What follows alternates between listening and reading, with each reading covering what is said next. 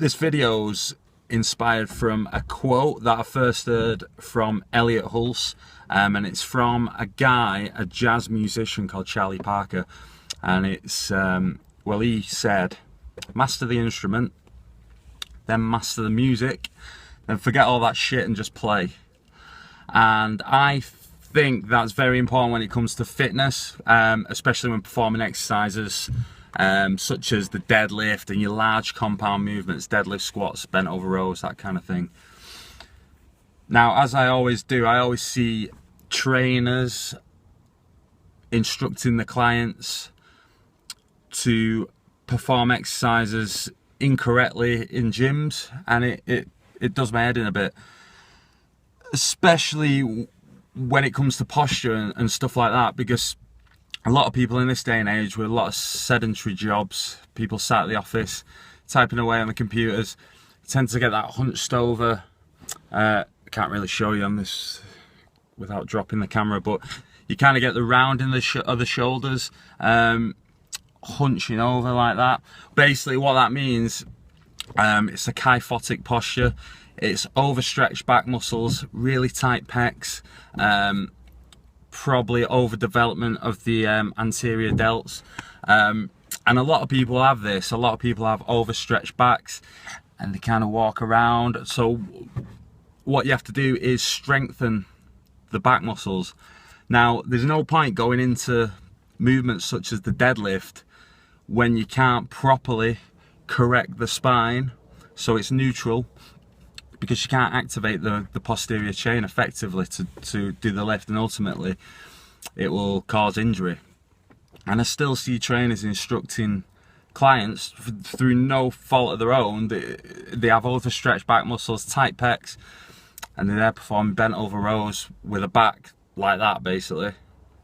So there's no support for the spine at all. The back muscles aren't getting worked because they're not firing, they're not getting activated appropriately to perform the exercise, and it's just not really doing anything. If anything, it's going to over facilitate the poor posture, and it could even make it worse or result in injury.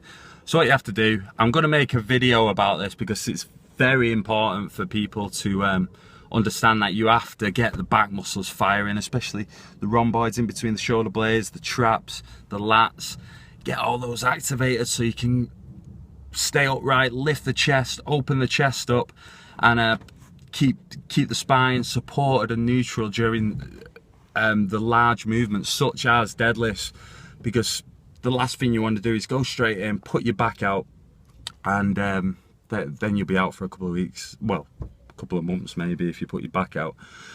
So basically what you want to do, you've seen me with resistance bands probably in my training video. You might not have done actually, but all my clients know I get band pull aparts with a resistance band as part of the warm-up to get the back firing.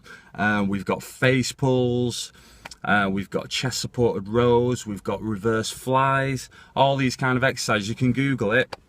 All these will activate the back, get the muscles firing. Then you can move on to the large compound movements and really build some serious strength and muscle once you master the once you get the muscles firing and activated, then you can master the big movements, and that's where the results are made.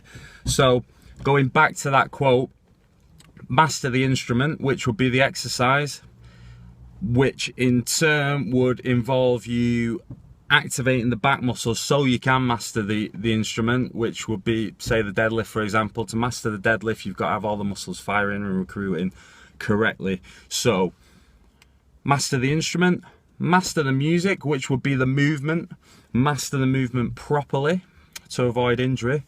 Once you have that nailed, you get a good few sessions in, getting really strict technique, then you can start to increase the weight. Your form's always going to slip slightly when you're in that 90 plus range if you are hitting strength and stuff like that, really pushing the limits. So yeah, you don't always have to keep form spot on, especially when you're lifting heavy. But at first, for a beginner and at the lower weights, probably 80% below, 85% and below, always keep foot on nice and strict. So master the instrument, the exercise, master the music, which is the movement, then forget all that shit and just play. So once you've got that core strength, you can just mess about with the weights. You can really push yourself with the weight, try and build that strength. Form can slip slightly, but you'll have that core strength to support the spine and ensure that no long-term injury will be made. So I thought I'd just make a quick video about that, because it really irritates me seeing PTs take the clients into the gym who are new, or even clients who have been training a long time and they're still doing rows with that arch back. And basically you're not even activating the muscles, so there's no point in doing it. Get the muscles firing. Simple exercise which I'll show you later on in a separate video, and then you can move on to the large lifts. And remember, it takes time, it takes a lot of patience, but when you do nail it, well, get it nailed, and once you get onto the large lifts with big movements, there's no turning back. Okay guys, cheers.